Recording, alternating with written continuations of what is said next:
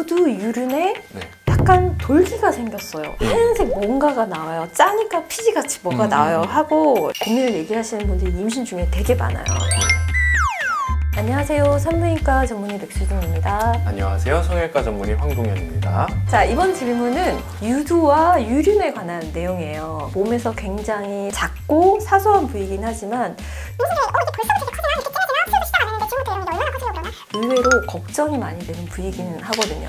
실질적으로 모유 수유가 다 끝나고 오시면 모유 수유 전에 비해서 유두유륜의 크기 차이를 많이 느끼고 그 전으로 좀 돌려달라고 요청하시는 분들이 상당히 많으시거든요. 색깔 변화를 좀 돌릴 수 있어요? 전 색이 제일 궁금했어요. 방법이 두 가지예요. 첫 번째는 멜라닌 색소 자체를 좀 없애주는, 멜라닌을 빼주는 거죠. 쉽게 얘기하면 우리가 나이 먹으면 기미도 많이 생기고 점도 생기고 네네네. 피부톤도 좀 달라지잖아요. 그런 거 계속 이제 피부과 다니면서 토닝 레이저 하고 멜라닌 색소를 빼주는 그런 시술을 하는 게 첫 번째. 두 번째는 그냥 유두유륜의 색깔만 그냥 다시 좀 변화를 주는 거예요. 반영구 시술을 하는 거죠. 그러니까 우리가 눈썹이라든지 이런 데 반영구 시술하는 것처럼 유두유륜에도 멜라닌이 침착되어 있지만 그 위에 한 번 더 조금 더 이렇게 젊었을 때 가졌던 색깔로 이제 반영구를 해주는 그런 방법을 씁니다. 그럼 이제 임신 중에 이게 유두나 유륜이 커질 때 너무 커지니까 그냥 커졌어 이렇게 얘기를 하는데 몇 센치 이렇게 얘기를 하진 않거든요. 그래서 선생님이 먼저 정상적인 유두나 유륜 크기에 대해서 먼저 설명해 주시면 좋을 것 같아요.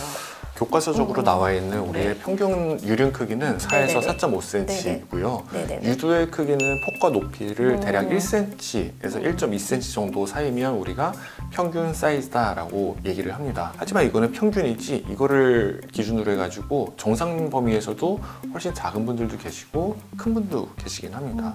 이 사이즈 자체는 크게 중요한 것 같지는 않아요. 이게 선천적으로 큰 사람들도 있지만 임신 호르몬 때문에 유두는 안 크는데 유륜이 너무 이렇게 커지는 분들이 있어요. 그러면 그 유륜만 축소시키는 수술법이 있어요?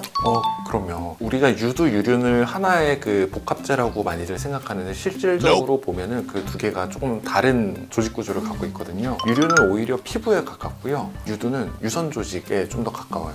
각각이 좀 다르게 이제 접근을 하고 수술 방법도 달라서 유륜 따로, 유두 따로 이렇게 각각 축소를 할 수 합니다. 있는 거군요. 네. 이게 보통 또 임신, 출산, 수유하다 보면 유두가 커지거든요. 그래서 이게 또 너무 크면 아기가 좀 물기가 힘들어요. 임신 전부터 또 큰 친구들도 있고 출산하고 나서 커지는 친구들도 있어요. 이렇게 유두도 축소 수술이 가능한 거죠, 선생님? 그럼요. 얼마든지 유두의 축소 수술도 가능하고요. 유관을 보존하는 방법이 있고 유관을 보존하지 않는 방법이 있어요. 유두가 이렇게 있으면 이걸 V자로 이렇게 절제를 해가지고 이거를 모아주는 방법 같은 거는 V자 가운데 유관이 있기 때문에 이런 거는 유관의 볼륨 자체를 없애는 거니까 좀 나중에 모유수유라든지 이런 데 영향을 줄 수가 있고요. 그 반대로 이 밑에만 이렇게 둘레를 이제 절제를 하는 방법은 유관을 그대로 살리는 거니까 나중에 모유수유는 그대로 유지를 할 수가 있는 거죠. 유두 축소가 저는 굉장히 좋은 수술이라고 생각을 하는 게 유두의 감각도 변화시키지 않고 유두의 기능도 변화시키지 않고 심지어 흉터도 찾을 수 없을 정도로 거의 안 보이거든요. 그리고 수술의 리스크도 굉장히 적어요.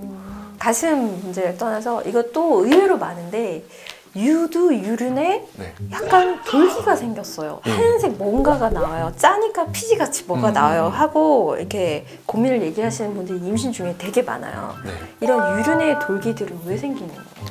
그래서 저희가 그거를 몽고메리 결절이라고 부르는데 그 몽고메리 결절은 몽고메리 선이라는 피지샘에서 이제 윤활유를 분비하고 이를 통해서 유륜 피부를 보호하고 또 세균의 감염에 저항성을 갖게 하는 그런 굉장히 중요한 분비기관 중에 하나거든요. 결론은 몽고메리 결절은 정상입니다. 정상이죠, 그죠? 그 병이 아니에요. 염증도 아니고, 그죠? 네.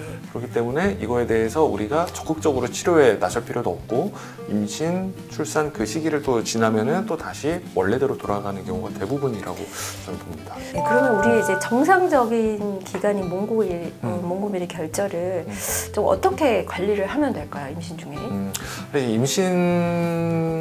임신기에 들어서면서 이제 몽고메리 결절이 이제 커지거나 많아지거나 이런 경우를 많이 하시는데 이거를 이제 뼈로 지났다라고 생각하고 막 이제 짜시는데 오히려 그러다 보면은 2차 피부 감염이라든지 안 좋은 결과로 이어지기 때문에 가만히 놔두시면 이제 출산하고 나중에 이제 단유하시게 되면 다시 원래대로 싹 돌아갑니다.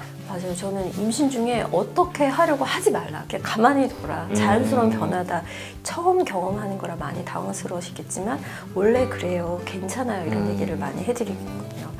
아직 원장님도 좋은 말씀 해주셔서 너무 감사합니다. 아유, 좋은 질문 해주셔서 감사하고 저도 덕분에 많이 배웠습니다. 네. 산부인과와 성형외과의 콜라보 많은 도움이 됐기를 바랍니다.